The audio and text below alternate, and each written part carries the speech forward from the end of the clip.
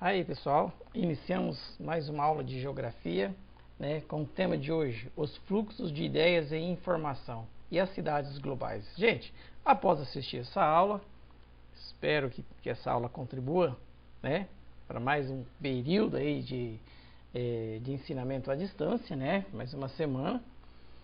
Mas depois que vocês assistirem, não deixe de se inscrever aí no canalzinho, né, de curtir a nossa aulinha. Os fluxos das ideias e informação e as cidades globais. Bom, as habilidades que serão desenvolvidas durante essa aula é extrair informações sobre a distribuição das principais redes de fluxo de ideias e informações, analisando as condições histórico-geográfico para a sua reprodução.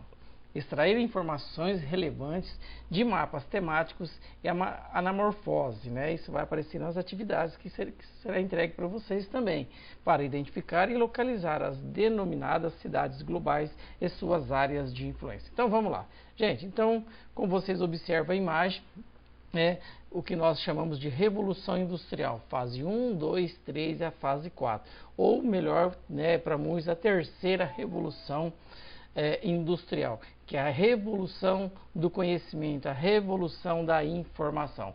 Como vocês lembram, lá no século XVIII, né, a fase 1 veio a mecanização, com a descoberta da máquina a vapor, a indústria, depois conhecida como 2.0, a revolução industrial, né, ficou marcada aí pela revolução automobilística, né, a questão da invenção, da descoberta da eletricidade, né, e a indústria computadorizada, né, e a automação. E hoje, né, neste momento que vivemos aí o sistema físico cibernético. Bom, então vamos lá. A terceira revolução industrial, né?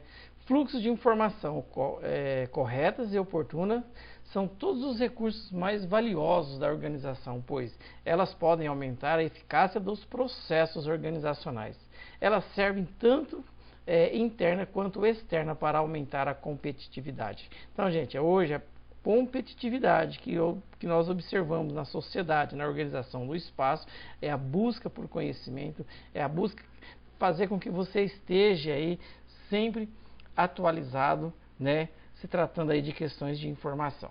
Bom, na terceira revolução, ou a revolução técnico-científica, né, tudo só pode mudar e só mudará com inovações técnicas. Entretanto, aceitemos de antemão que essas inovações não podem decidir tudo por si sós.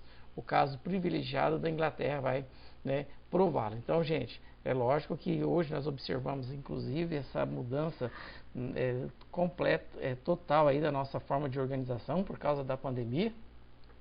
E os países que estão sofrendo, né, hoje demonstra aí a exclusão digital que nós temos.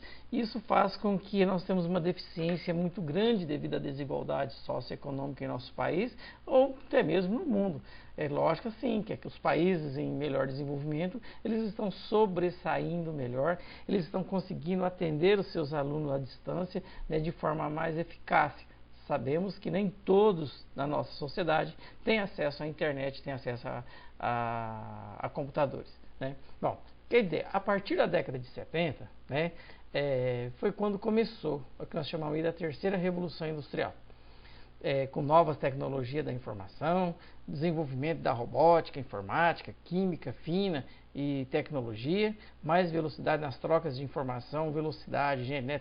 Hoje tempo é dinheiro, aceleração dos transportes, diminuição da noção de distância, né? Hoje transporte mais ágeis, né? Diminuindo, quando a gente fala tempo, quando a gente fala diminuir a distância devido à velocidade que as coisas estão acontecendo, estão chegando até todos nós, né? Interconexão dos lugares em tempo real, expansão das empresas transnacionais, substituição do trabalho humano por máquina ou sistemas robotizados. As novas técnicas de produção, com a crise do petróleo, né, emerge a revolução técnico-científica e informacional. Se destaca pelo avanço do meio de comunicação e transporte entre esse entorno do mundo menor. Então, o que a gente observa? À medida que o tempo, as informações chegam mais rápido, o sistema de transporte se torna mais ágil, dá aquela impressão que o mundo está cada vez menor, né? E hoje nós temos como destaque aí, né, por característica entre polos de desenvolvimento, né, tecnológica, nós temos os Estados Unidos, que se destaca aí na questão de informática e telecomunicação, o Japão na área de robótica, microeletrônica, né? E a Alemanha na área de biotecnologia. São os 3 grandes polos mundiais em termos de inovação tecnológica em destaque. E como destaque nós temos aí tecnopolos como o Vale do Silício nos Estados Unidos, que vem se destacando aí como um dos maiores centros de tecnologia no mundo como referência, né? Bom, os produtos na nova revolução, né, novos produtos se tornam obsoletos cada vez mais cedo, símbolos da terceira revolução industrial. A microtecnologia, a computação, a robótica, o software, né, e a engenharia genética. As indústrias não estará associada a fontes de matéria-prima e mão de obra. Então, quer dizer, hoje as indústrias estão focadas na questão, né, do conhecimento, na busca por tecnologia. Então, o grande destaque hoje da matéria-prima, da mão de obra nas indústrias, realmente é o conhecimento. Tá?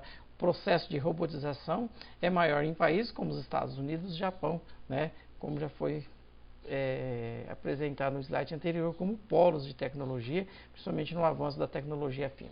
O sistema da produção em massa disseminou, né, a partir da década de 70, né, e isso fez com que houve a eliminação de várias etapas na produção. Isso fez com que o emprego na indústria venha cada vez mais diminuindo, né? Então, por exemplo, a gente vê exemplos hoje com a robotização, vários postos de trabalho estão sendo substituídos pela máquina, né? E a gente, como observamos aí, nos últimos anos, a indústria ela não está conseguindo absorver toda a mão de obra disponível no mercado, né? E é lógico que isso vem cada vez mais aumentando a informalidade, trabalho infantil, trabalho escravo, isso realmente vem acontecendo, né? Aí, como por exemplo, os defensores do neoliberalismo defendem a desregulamentação do mercado de trabalho, né?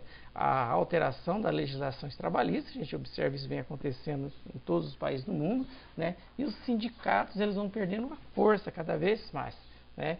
E a conclusão disso tudo é que a desigualdade cada vez, né, está aumentando cada dia em todo o mundo, né? Então, muitos países, né, muitos grupos sociais não conseguem acompanhar esse processo de desenvolvimento e vem aumentando a desigualdade nos últimos anos, né?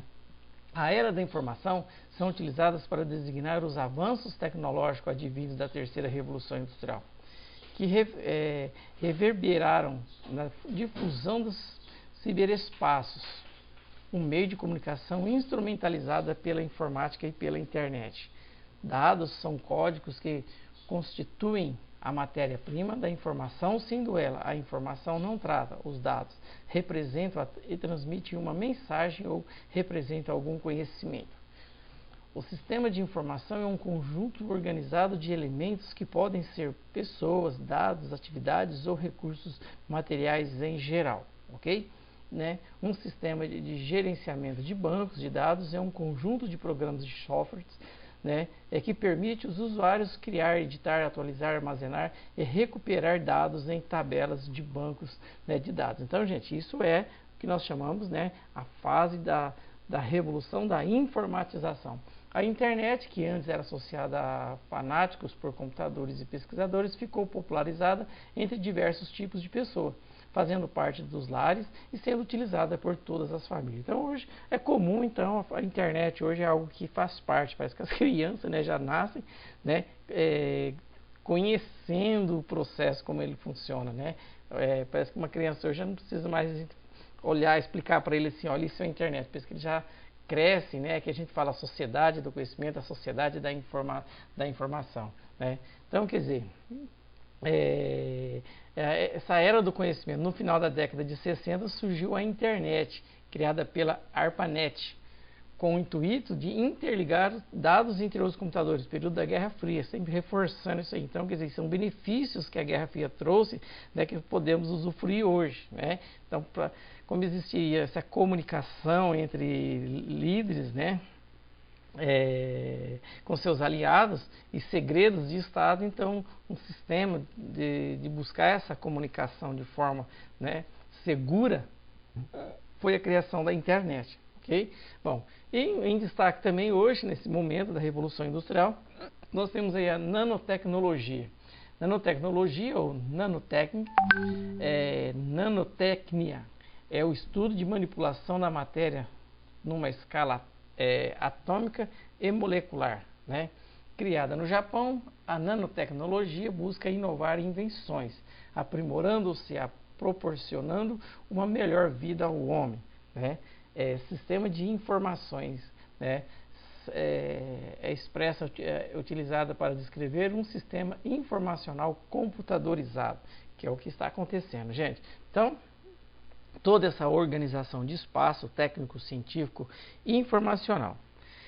Aí, nessa organização moderna, surgem as cidades globais, uma consequência disso daí, né?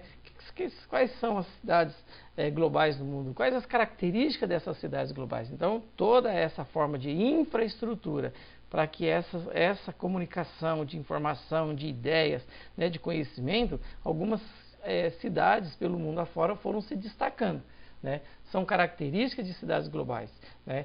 Quando ela tem uma boa infraestrutura, né, comandam as atividades produtivas e sediam grandes empresas transnacionais. Um exemplo, nós temos a cidade de São Paulo, Avenida Paulista, né? São polos financeiros, comerciais e de serviços.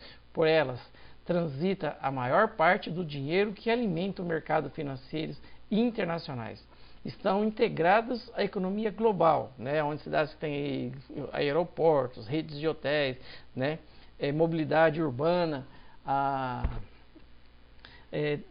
apresenta aí, certo, mercados financeiros com bolsa de valores, tudo isso, né, centros tecnológicos, tudo isso contribui para que uma cidade ela tenha uma área de influência cada vez maior, né? Então, é integrada à economia global, né, com, por exemplo, as bolsas de valores, né, espalhadas pelo mundo, né, como a Bovespa em São Paulo, difundem os progressos tecnológicos e contam com investimento em tecnologia de ponta, né? Aqui, por exemplo, nessa imagem vocês observam algumas das cidades espalhadas pelo mundo, né, cidades globais.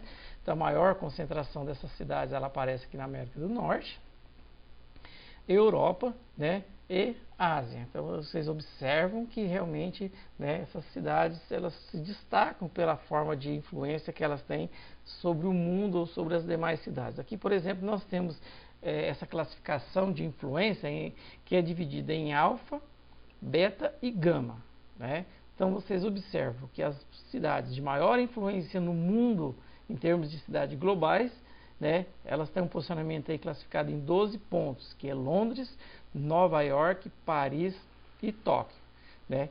Aí abaixo, em áreas de influência, com 10 pontos, nós temos Chicago, Frankfurt, Hong Kong, Los Angeles, Milão e Singapura, né? E as cidades globais beta, né, que aparecem aí com 9 pontos, né, que São Francisco, Sydney, Toronto e Zurique, né? E aí vocês observam que 8 pontos em área de influência, nós temos a cidade de Bruxelas, Madrid, a cidade do México, e olha aí, né, gente, São Paulo.